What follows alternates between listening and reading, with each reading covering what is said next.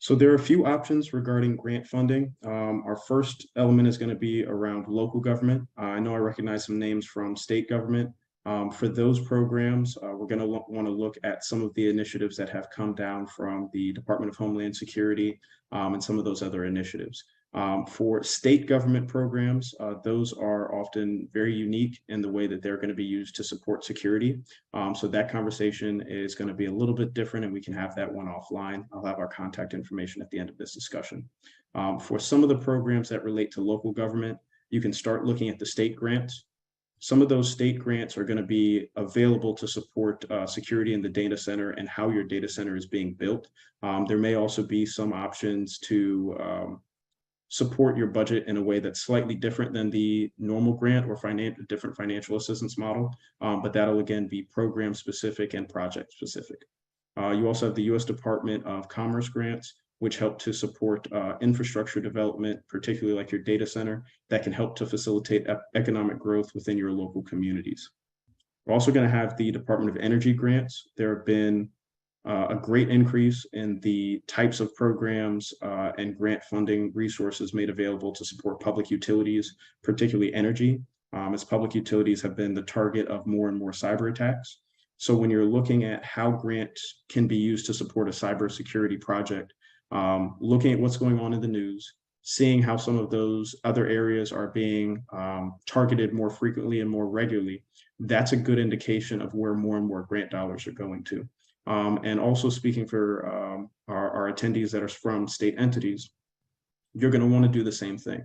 As you're looking at different areas or different types of entities that are being targeted more and more, how does your organization or entity align with those? Do you support them in any way? Are you engaged in oversight of those types of entities, and by extension would have similar types of security concerns as a similarly situated type of organization? So when you're looking at your grant options or grant strategies, looking first and foremost at what areas or what industries are being targeted most, how they're being targeted, and then determining how you align with them. Are you supporting them directly? Are you a similarly situated entity? Are you somebody that is close enough in regard to the work you do or the impact area that you make in your impact area to qualify or to pursue some of those similar types of programs? When we look at education, you're going to want to look at some of the programs that are available today. We have the NSF program, which relates to higher education. This program is sort of a broad opportunity that allows you to support advancements within cyber infrastructure, not just security, but any aspect of technology infrastructure that can be used to support integrated, sustainable, and scalable campus cyber infrastructure. That program, I believe, just closed in March, and there will be another program that reopens in September. So again, that's something that you can use to kind of broadly address your planning initiatives and your strategy as it relates to improving cyber infrastructure across campuses.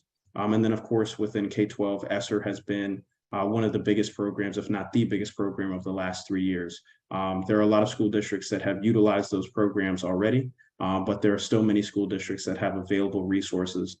For any IT leader in K-12 that is listening, your district may have resources available. Technology has become a much bigger focus area for ESSER funding over the last 2 years or so, and your resources and your projects will directly fit under what is qualified and permissible as a way to utilize ESSER dollars. And of course, for anyone from colleges, you also have HERF dollars available.